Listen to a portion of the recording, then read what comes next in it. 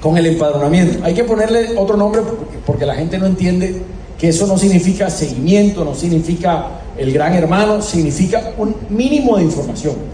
Porque lo otro que nos ha tocado hacer, que hacemos con la Secretaría de Información es, tenemos 7 u 8 bases de datos nacionales y locales y departamentales.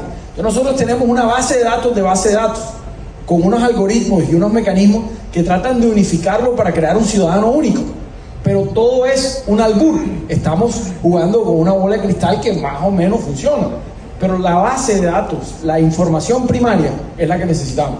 Y eso tiene que convertirse en un propósito nacional para poder asegurarnos que la plata le llegue al que le tiene que llegar, que el subsidio se le asigne al que le tiene que llegar y que nuestros servicios y nuestro acceso al ciudadano sea de tú a tú. Y ahí se caen un pocotón de tramitadores, se caen un pocotón de líderes y se convierte en una conversación real ciudadano con el Estado. ¿A quién le venden sus productos? ¿Cómo planifican? Entonces, nosotros lo que tenemos que hacer ya es hacer el empadronamiento. El empadronamiento funciona en toda Europa. Funciona en Estados Unidos, ¿cómo? Uno llega a vivir en una ciudad y uno se inscribe. Te puedes inscribir por internet y dice, yo ahora vivo aquí, vivo en esta dirección, estas son mis familias y estos son los servicios que yo requiero del Estado. En Estados Unidos, como es federal, tú te mudas a una ciudad y tienes que pagar impuestos en ella un rato antes de que recibas los beneficios.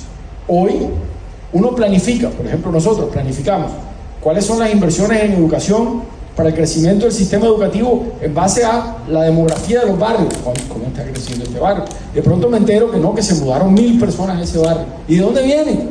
Ni idea. Tengo que salir a buscar y a entender por qué. Entonces, la capacidad de respuesta nuestra es limitada porque tenemos un velo sobre nuestros ojos. ¿Cuántos somos? Pero peor aún, no sabemos en nuestra ciudad cuántos son de verdad y dónde viven. Y cuando alguien se muda de Barranquilla a Popayán, no sabemos cuándo se mudó, no sabemos si después se cogió y se montó para Montería o para Bucaramanga, o si se fue del país, no sabemos.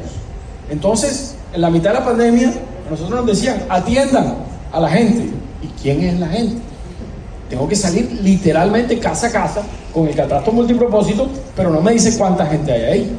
Y yo, sorpresa, yo llegaba con 2 mercados y me encontraba con que ahí ahora vivía una familia de 7 familias venezolanas que habían hecho unos apartamentos dentro de lo que antes era una casa. Y uno entonces ahora, miércoles, necesito hacer un otro sí.